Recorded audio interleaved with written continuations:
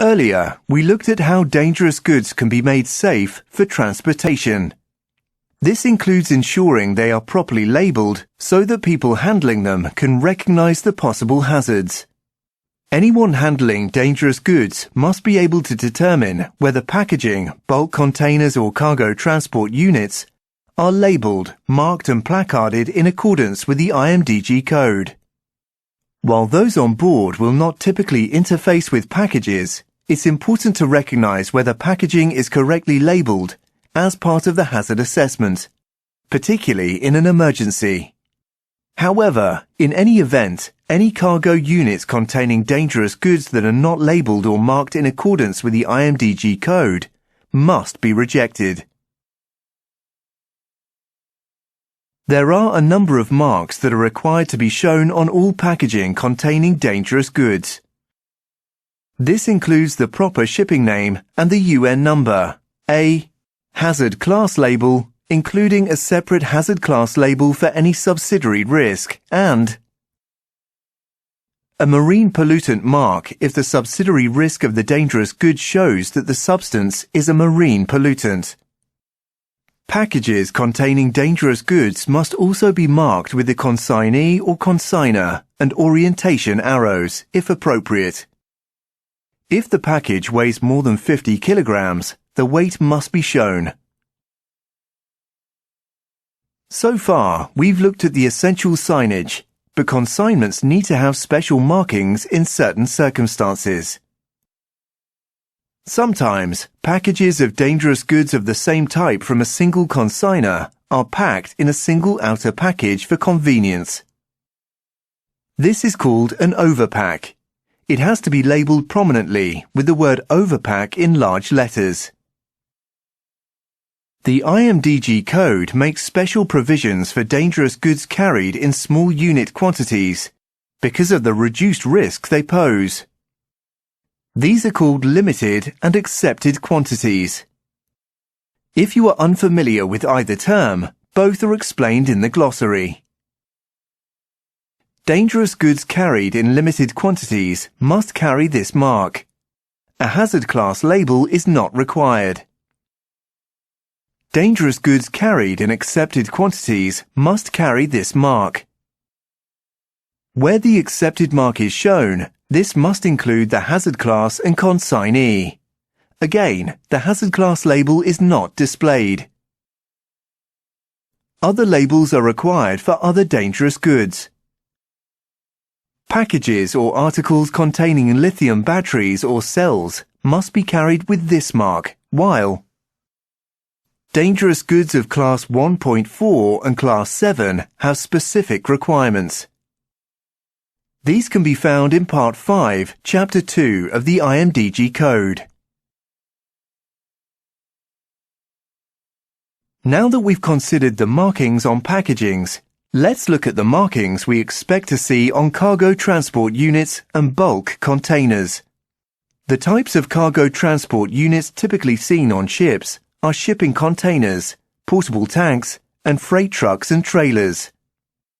Containers and freight trucks and trailers must carry a larger hazard class label for each class of dangerous goods carried.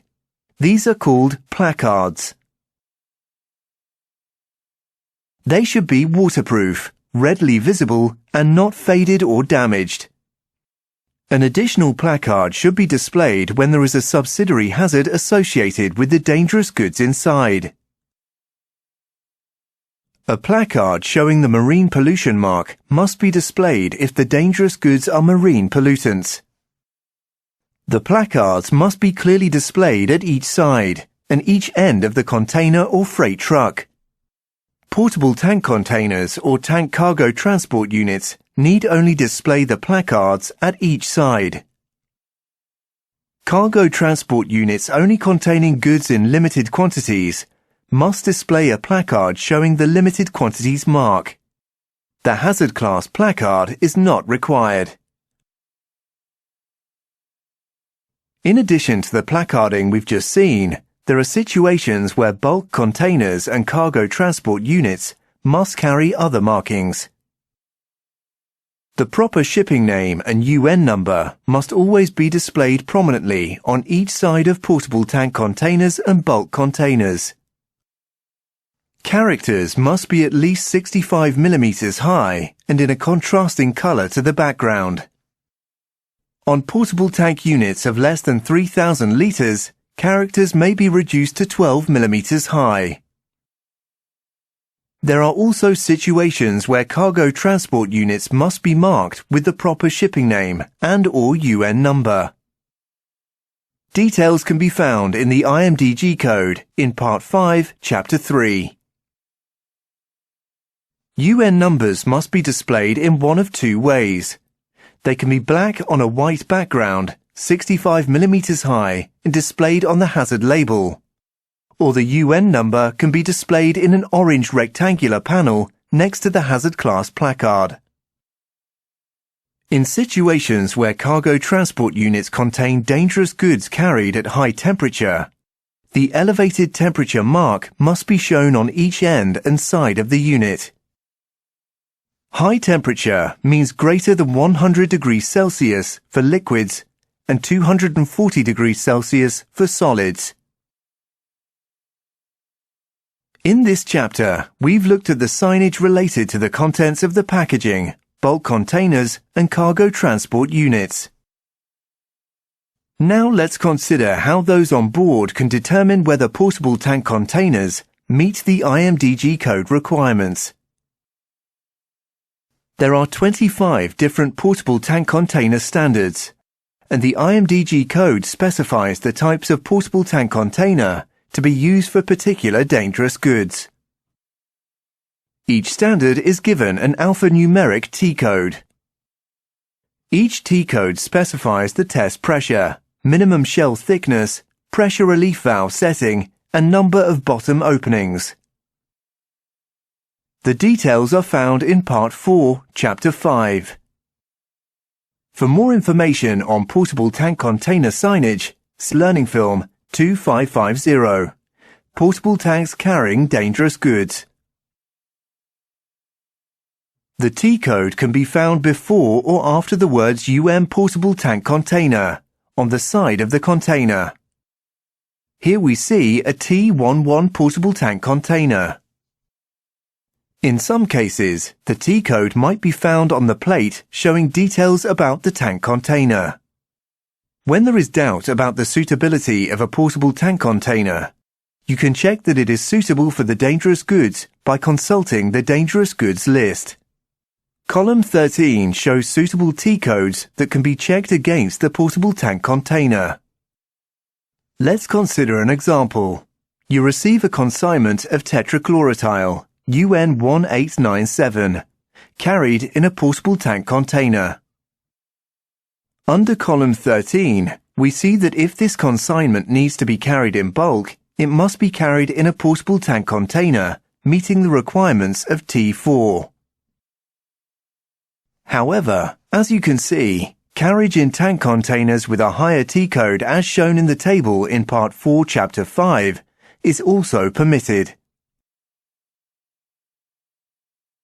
Before we move on to the next chapter, let's consider some questions. Which of the following must be shown on all packaging containing dangerous goods? Select as many as you think are correct.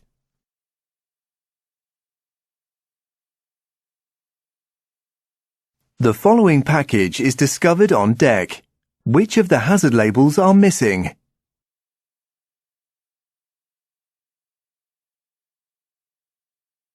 A palletized package consisting of 24 identical package boxes of the same class of dangerous goods has been received from the same consignor.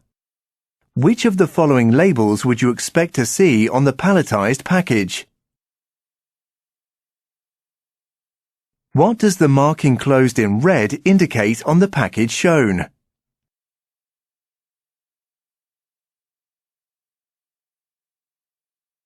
Where must hazard placards be displayed on a shipping container carrying dangerous goods?